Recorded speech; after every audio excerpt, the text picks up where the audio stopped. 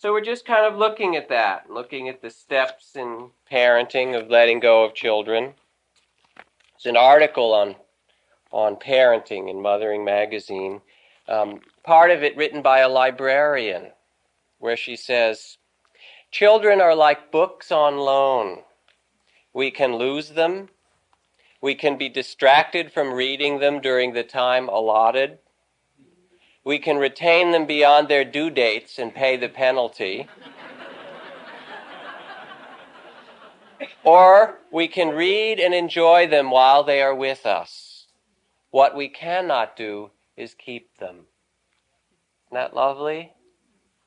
And it's not just true of our children, but it's true of everything in our life.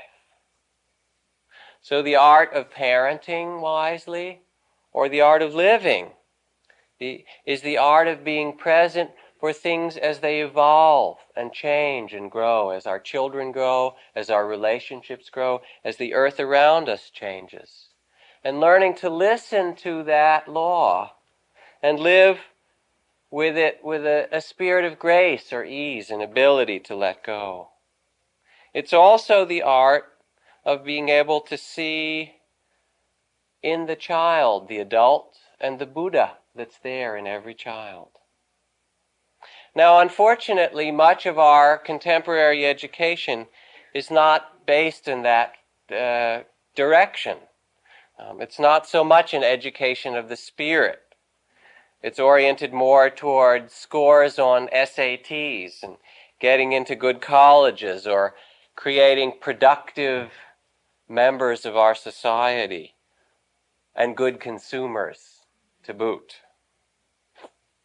So we have different kinds of education. I'm sure you can think back to some of your own education. When I was studying psychology in graduate school, I heard in a class where I was studying behaviorism about a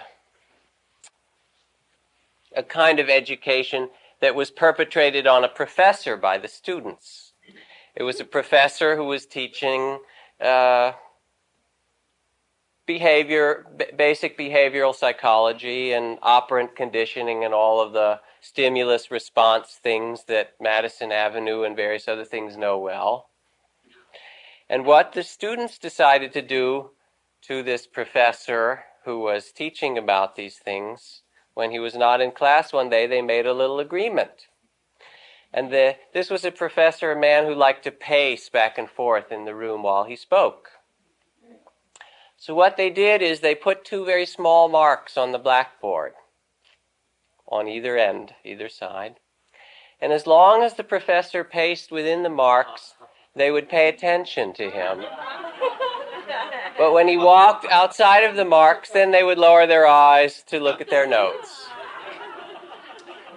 And in 2 lectures, they had him walking just between the marks. The next lecture, they moved the marks a little closer together. And the next, yet closer together. And by the end of half a semester, they had the professor walking in little circles between 2 tiny marks on the blackboard before they told him. So that's one kind of education, the SAT, behaviorist, good producer and good consumer. Now, it's not new, that kind of education. Kabir, if you read as an ancient Indian poet, talks about that in spiritual life. He calls them spiritual athletes who change the color of their clothes, but their minds remain gray and loveless. They might sit inside a classroom or a shrine all day, while God is outdoors, praising the rocks and clouds. Or they pretend they're yogis, drill holes in their ears, their beards grow enormous and matted. People would mistake them for goats. Kabir says, they shave their skull, put robes in an orange vat, read the sacred texts, and become a terrific talker. Kabir says, actually, you're going in a hearse to the country of death, bound hand and foot. This is not true education. There's another story of a different kind of education, also from my graduate school training. This was from another friend who took a class in perception.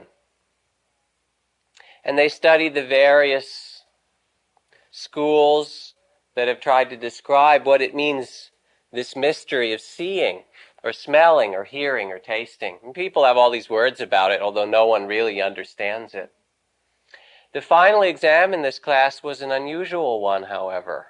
It was a class of 80 students, and the professor brought a great big crate or a big bowl of oranges, 80 of them.